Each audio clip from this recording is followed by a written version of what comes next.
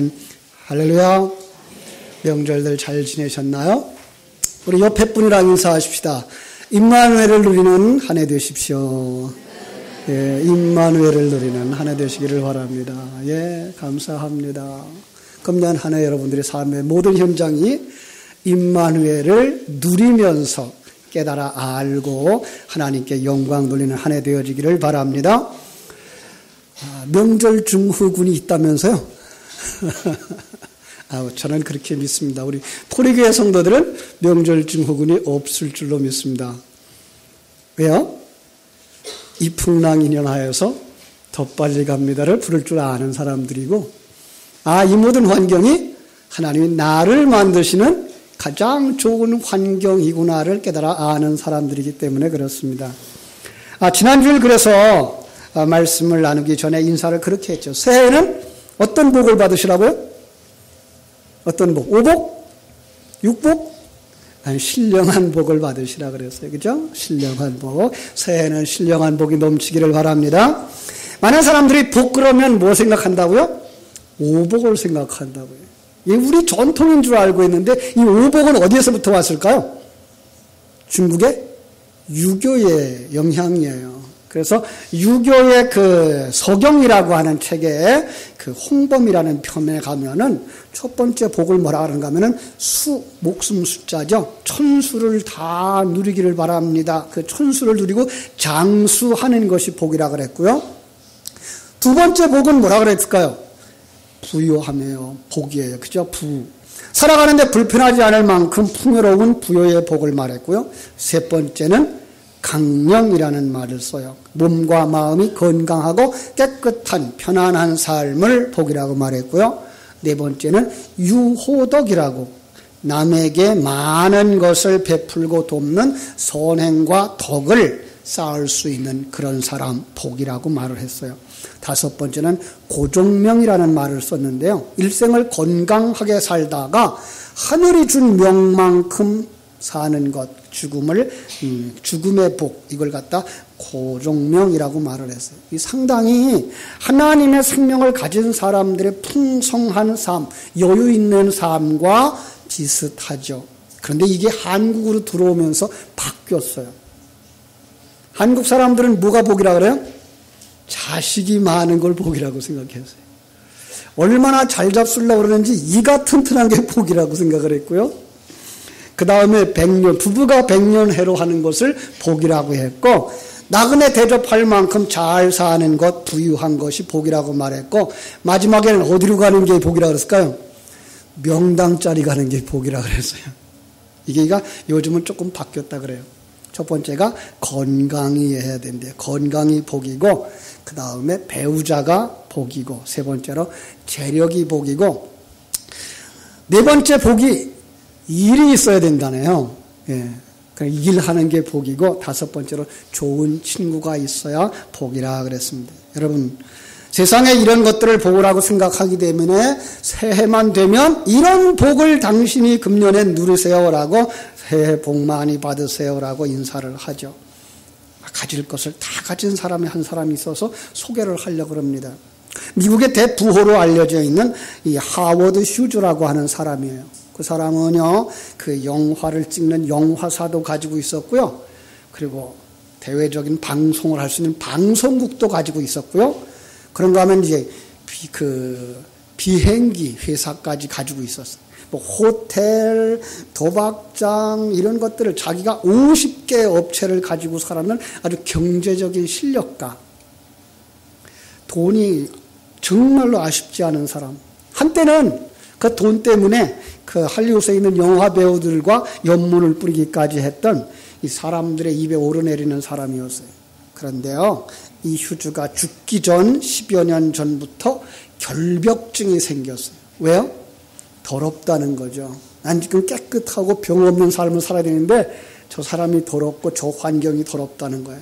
그래서 그때부터 자기만 깨끗하게 지키는 삶을 살았는데 나중에는 유리관과 같은 집을 짓고 밖에 사람들과 교제를 하지 않으면서 살다가 그게 심해져서 그만 이제 비행기 타고 병원으로 가다가 돌아가셨대요.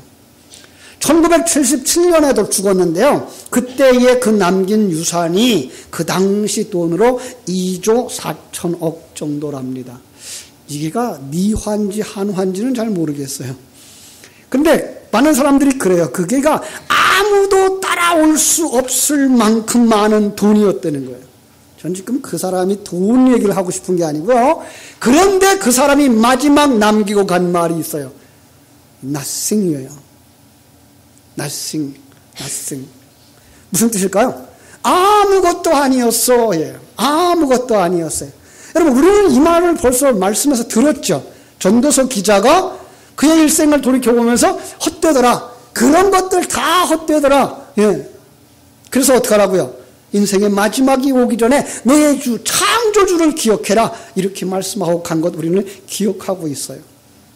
그때가 되니까 돈도 필요도 없고 미녀도 필요가 없고 명예도 필요가 없고 아무것도 필요 없더라는 거예요. 사랑하는 여러분, 우리는 그래도 그거라도 가졌으면 하지는 않나요? 성경 속에도 그런 인물이 있었어요. 이 니고데모라고 하는 사람이었는데요. 그 사람은 성공한 사람이라는 칭호를 들었어요. 유대인이었어요. 유대인은 어떤 자부심을 가지고 살죠? 나는 하나님의 택한 백성이야. 나는 하나님의 백성이야. 그러죠. 바리새인이었어요. 어떤 사람이죠? 나는 행위가 깨끗한 사람이야. 난 죄 없어. 바울 사도도 훗날 그렇게 얘기하죠. 율법으로 흠을 잡아봐. 나 흠 없어. 얼마나 깨끗하게 살았으면 그렇게 말할 수 있었을까요? 근데 바리새인들이 그런 사람들이었어요. 그 다음에 유대인들이 존경을 받는 랍비였어요. 이 랍비는요, 정부에 대하여서 건의할 수 있고요, 죄수를 사면을 요구할 수도 있고 사형을 요구할 수도 있을 만큼 권위를 가진 이런 실력자예요. 그가 랍비였어요. 그런데 이 사람이 또 거기다가 겸손함까지 갖춘 사람이었어요. 역사학자 유세비우스의 기록에 의하면 예수님이 이 땅에 오시기 200년 전부터 로마에 멸망당하기까지, 성전이 완전히 파괴되어지기까지, 그 주후 70년까지 그 나라 사람들은 이름만 되면 다 알 만큼 부자였대요. 우리나라에도 그런 부자들 있죠. 부자들. 현대가에 정주영 그러면 그 양반 부자였어.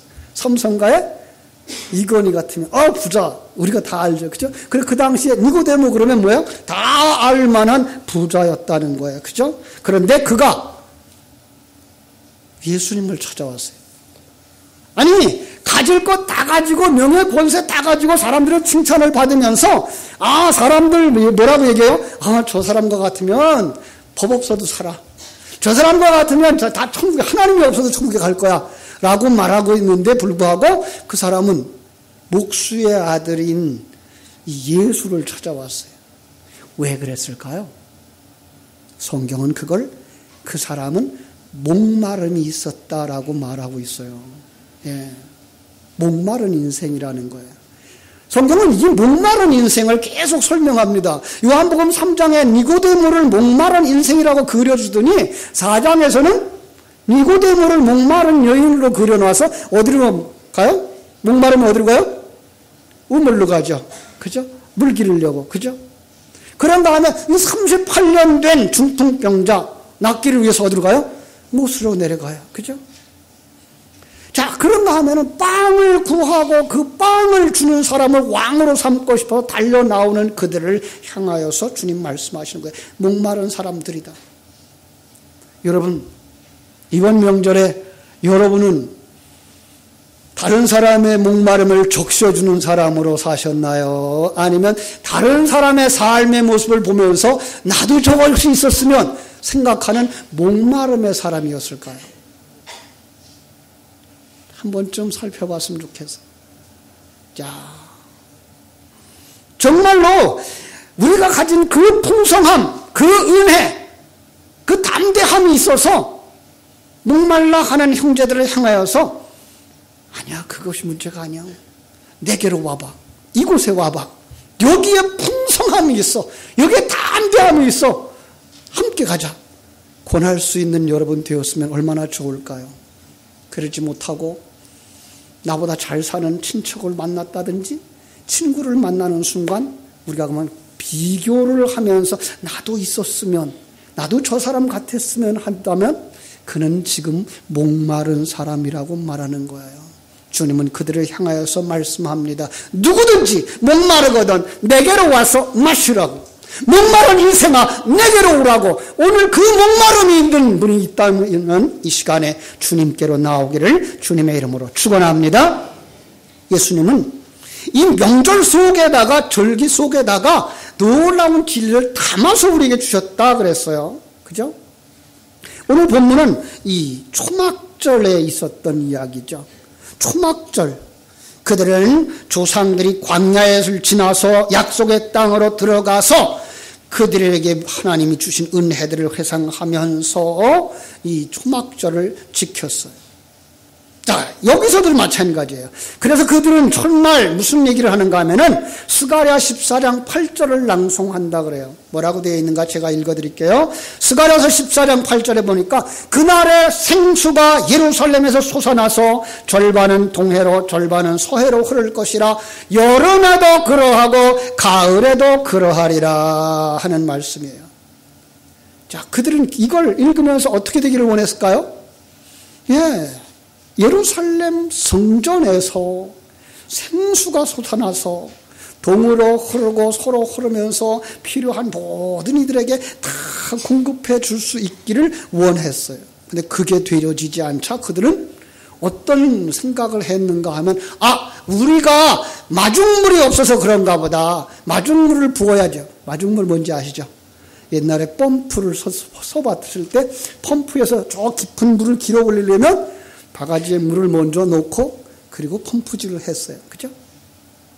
그래서 그들은 이 마중물을 어디서 가져왔는가 하면 실로암으로 내려가요.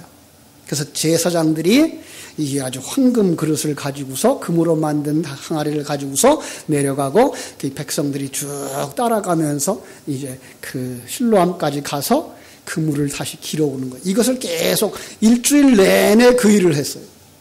그걸 갖다가 제단에다 부으면서 이 제단에서부터 생수가 흘러나기를 간절히 원했고, 자, 그러면서 마지막 날, 일곱 번째 날 되어지고, 8번째 날 되어지면 그들은 이렇게 물을 부었으니까 하나님 비를 내려주세요. 그랬어요.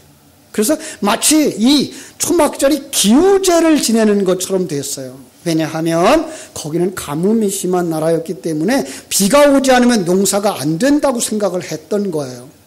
자, 그런데 하나님께서 절기에다 그런 의미를 담아주셨을까요? 그건 까맣게 잊어버린 거예요. 참 안타까운 거죠.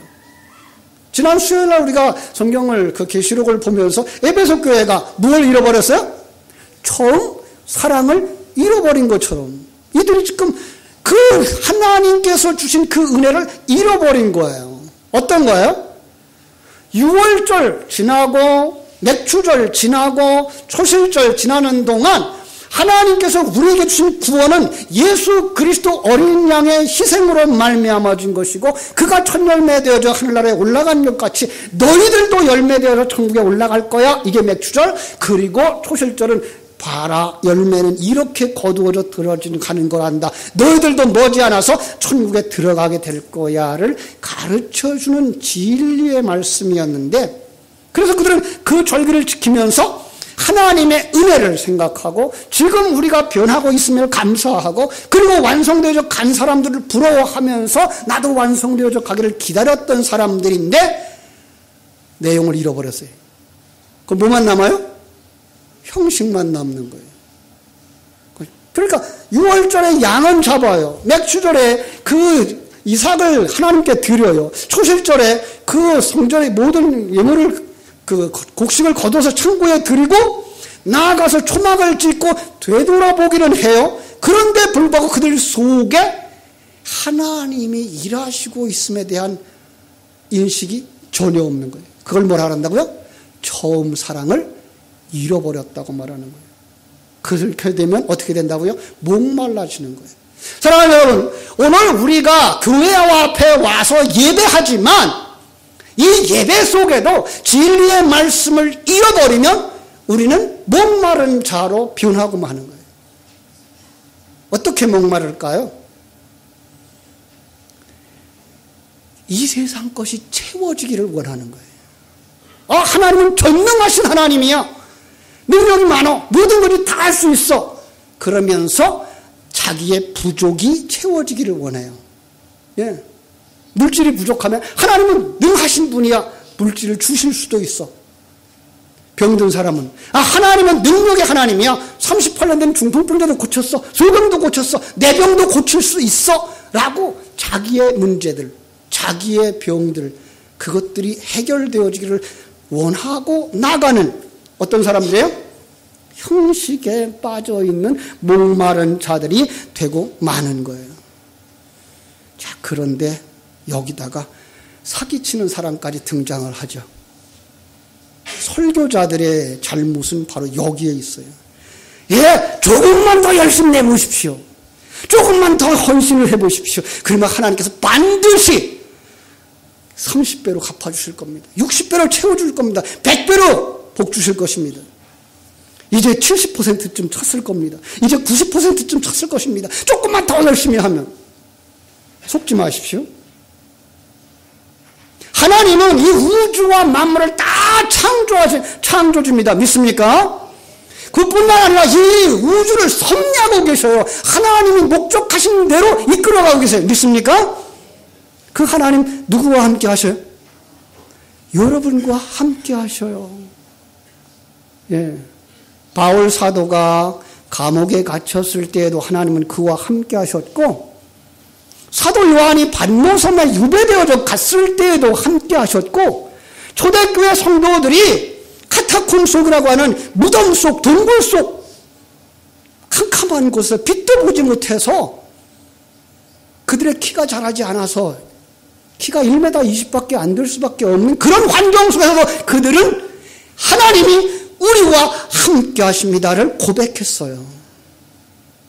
왜 불평이 나옵니까? 왜 불만이 나옵니까? 이건 하나님의 일하심을 모르는 사람들, 처음 사랑을 잃어버린 사람들의 목마름인 것입니다. 사랑하는 여러분, 이런 사람들을 향하여서 오늘 우리 주님이 부르십니다. 누구든지 목마르거든 내게로 와서 마시라. 이사야서 51장 1절을 인용한 건데요. 이사야가 보여주고 있는 것이 타락하여 범죄한 인생들, 자기가 주인되어서 자기 의를 쌓는 자들, 자기 신전을 쌓는 자들을 책망하다가 하나님이 성자 하나님을 보낸단다. 그러니 목마른 자들아 물로 나오라. 돈 없는 자도 오라 하신 것입니다. 아무리 영적인 목마름을 모르더라도, 영적인 목마름을 모른다면 이 음성을 들을 수가 없습니다. 아무리 그가 종교적 열심 행위에 빠져 있다고 해도 하나님은 그것을 인정하지 않습니다. 거기서 주의 음성을 듣고 진리를 따라 나오는 사람들에게만 문제가 해결되어질 줄로 믿습니다. 그 사람들만 누리는 기쁨이 있습니다. 그 사람들만 누리는 평강이 있습니다. 하나님이 나와 함께 하시며 하나님이 어떤 목적을 가지고 계실까요? 나를 저 하늘나라를 유업으로 받을 수 있는 아들로 만드신다는 거 믿습니까? 나를 그리스도와 짝지어서 한 몸을 이루실 그리스도의 신부로 만드신다는 사실을 믿습니까? 예, 우리를 성령으로 충만하여 성령이 전에 되게 하신다는 사실도 우리는 믿습니다. 예. 지금 하나님이 일하시고 계셔요. 우리는 뭐 하면 됩니까? 우리는 그 환경 속에서 임마누엘을 누리며 하나님이 내게 주신 그 사명을 가지고, 하나님이 내게 주신 그 은사를 가지고, 하나님이 내게 주신 그 능력을 가지고 최선의 삶을 살면 그것이 우리의 기쁨의 원인이 되어지는 줄로 믿습니다. 감사의 원인이 되어지는 줄로 믿습니다. 예수 믿는 사람들은 하나님의 일하심을 믿는 사람입니다. 그래서 우리는 내 욕망이 채워지지 아니했다고 불평하지 않습니다. 남보다 많이 가졌다고 교만하지도 않습니다. 남보다 높은 자리에 올라갔다고 교만하지 않습니다. 남보다 낮은 자리에 있다고 열등감에 빠지지도 않습니다. 오늘 우리 이것이 있어야 됩니다. 이 세상적인 경쟁 속에서 우리는 날마다 갈등하고 시련을 겪고 있는데 자유하실 수 있어야 됩니다. 누가 자유케 합니까? 누가? 진리가 너희를 자유케 하리라. 진리의 말씀이 하나님의 그 존재에 대하여서 하나님이 임마누엘 하고 있음을 깨닫게 하셔서 하나님이 나를 붙들고 지금 완성의 길로 가고 있다는 사실을 깨달아 알게 하시는 그 진리만이 모든 이들을 자유케 하시는 줄로 믿습니다. 수고하고 무거운 짐진 자들을 부르시며 목마른 자들을 부르시는 그 하나님의 음성을 듣는 사람만이 자유를 누리며 살게 될 줄로 믿습니다.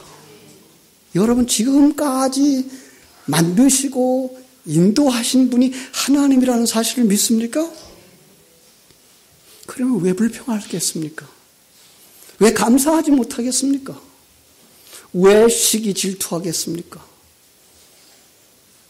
그것은 내 속에 아직도 옛사람이 강해서 옛사람이 진리한테 지지 않아서 십자가에 못 박지 못해서 일어나는 상황이라는 사실입니다. 사랑하는 여러분, 우리 주님이 지금도 우리를 품에 안고 있는 사실을 믿기를 주님의 이름으로 축원합니다. 주님이 이 세상에 오셔서 우리를 품으시고 함께 자기 부인의 길을 가십니다. 이게 옛사람을 벗어버리는 길이며 주님이 말씀하신 바대로 자기 십자가를 지고 주를 쫓아가는 길입니다. 내가 왕이었고 내가 주인이었던 자리에서 하나님이 왕이구나, 하나님이 주인이구나, 하나님이 역사를 주장하시며 하나님이 내 인생을 주장하시는구나 믿는 그 믿음이 나를 십자가에 못 박는 현실인 것입니다. 여러분 십자가를 그렇게 그냥 나무로 만든 십자가 내 앞에 있는 어려움으로 보지 마시고 내 속에 있는 옛사람을 내려놓는 하나님의 일하심을 볼 수 있기를 주님의 이름으로 축원합니다. 옛사람이 내려오면 그 속에 새사람이 살아납니다. 새사람이 자라납니다. 그 새사람이 나를 다스리고 살아가면 우리는 그 속에서 천국을 누리게 되는 줄로 믿습니다. 부러워하지 않습니다. 교만하지도 않습니다. 열등감에 빠지지도 않습니다. 하나님이 주신 이 환경이 나를 영원한 천국에 가게 하는 가장 좋은 길, 가장 좋은 것으로 나를 대우하고 계심을 믿는 믿음이 있기 때문인 줄로 믿습니다. 여러분 속에 이 믿음이 있기를 주님의 이름으로 축원합니다. 이제 그 사람의 삶 속에는 흔들리지 않습니다. 때로는 흔들리죠. 왜요? 우린 여전히 아직도 세상에 살고 있기 때문에. 그래서 목사가 필요한 거 아닙니까? 그거 아니라고. 그거 잠깐뿐이라고. 그거 많이 가져봐야 100년도 못 가지고 산다고. 그럼 배설물이라고. 우리 몸속에 잠깐 머물렀다가 어디로 가요? 화장실로 가는 배설물이라고. 우리 영원한 생명은 영원한 하나님의 나라를 위해 준비하는 거라고. 여러분 반복할 때에 여러분 속에 이 말씀이 생명이 되어지고 그 생명이 여러분을 다스리게 되어질 때 여러분 그 삶 속에서 평강을 누리게 될 줄로 믿습니다. 거기에서 기쁨이 넘치는 삶이 나오고 거기서 감사가 넘치는 삶이 나오고 거기서 주님과 함께 손잡고 가며 찬송하는 삶이 나오게 될 줄로 믿습니다. 여러분 모두에게 아직도 목마름이 있다면 주님 앞에 나오셔서 예수 안에 담겨진 그 진리를 다시 한번 묵상하시고 되새김질 하셔서 여러분의 심령 깊은 곳에서 생수의 강이 흘러나기를 주님의 이름으로 축원합니다. 기도하겠습니다. 하나님 우리 아버지, 명절을 지내면서